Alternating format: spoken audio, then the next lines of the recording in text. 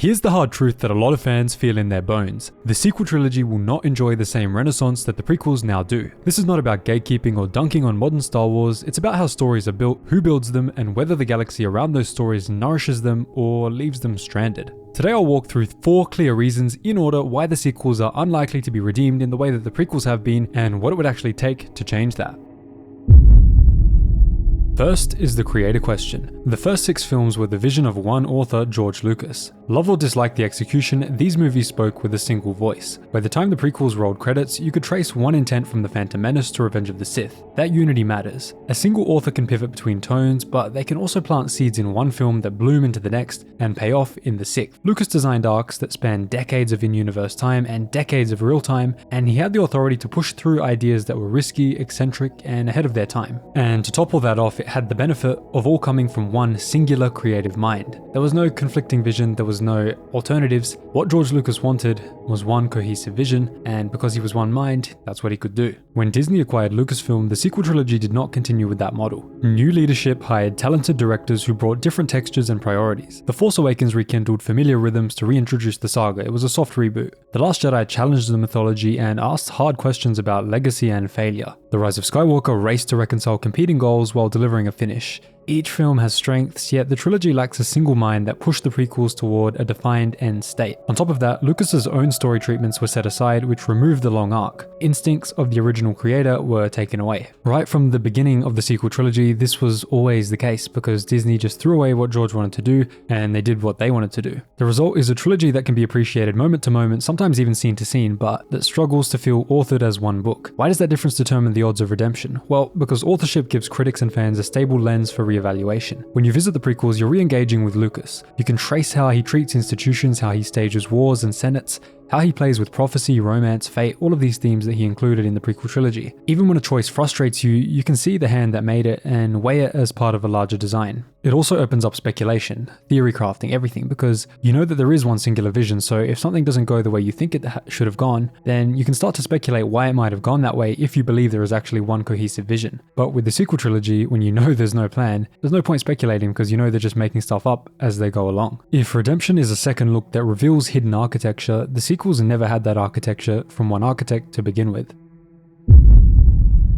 Second, the Clone Wars effect does not exist for the sequel era. The prequels did not win hearts back through time alone. They earned fresh love because of a long-running animated series that poured depth into each of the characters, each of the settings, and each of the themes. The Clone Wars did the work. It took the space between films and filled it with character, politics, tragedy, and heroism. It rescued clunky lines with richer context, gave clones names and souls, and made Anakin's fall feel like 1,000 small cuts rather than a single wound. Over 7 seasons and more than 100 episodes, it brought the prequel era to life with patience and precision. The series overlapped directly with the films and walked step for step towards Order 66, the one thing that everybody knew was coming, but that nobody wanted to actually happen. Now that is rehabilitative storytelling at scale. It's also a gift to later audiences who can now consume the prequels as part of a fuller tapestry, knowing what's coming, looking at hints towards it, and looking at every moment through a new lens to see how it all ties into the greater story and the great crescendo that we know is coming, Order 66. Sadly, there is no equivalent bridge for the sequels. Yes, Star Wars Resistance exists and it has its charms, but it ran for 2 seasons and aimed at a way younger audience. It never attempted the political depth or tragic layering that the Clone Wars delivered, nor did it tackle the core fissures of the sequel setup. How did the New Republic falter? Why did the First Order rise in the shadows? What was Luke's new Jedi project beyond a handful of flashbacks? Who were the citizens who felt the cost of Starkiller Base? And how did that disaster reshape the galaxy's economy? Answers were given to none of that. A long-form series with the scope and bite of the Clone Wars could have dug into those questions and reframed controversial choices. Without it, the era remains underexplained, underdeveloped in the very places where viewers most want persuasion.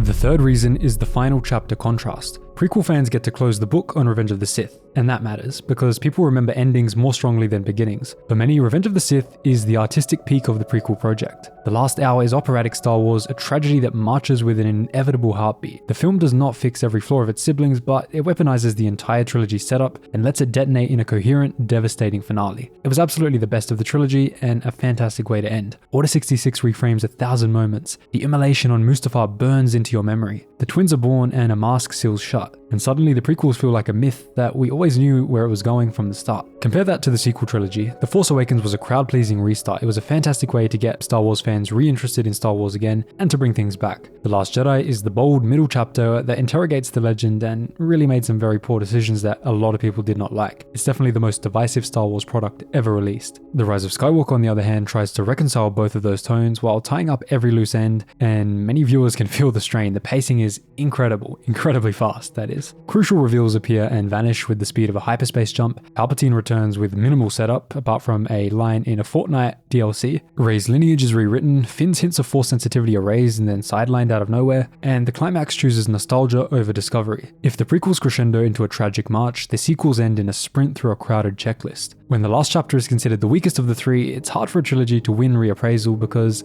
the memory that lingers is frustration on a bad ending rather than fulfillment. Revenge of the Sith ended the trilogy on a very high note. Rise of Skywalker ended it on a very low note. But that is the vibe that has been left with fans to sit in and stew in for all this time. Prequel fans were left to stew on the best part, while the sequel fans were left to stew on the worst.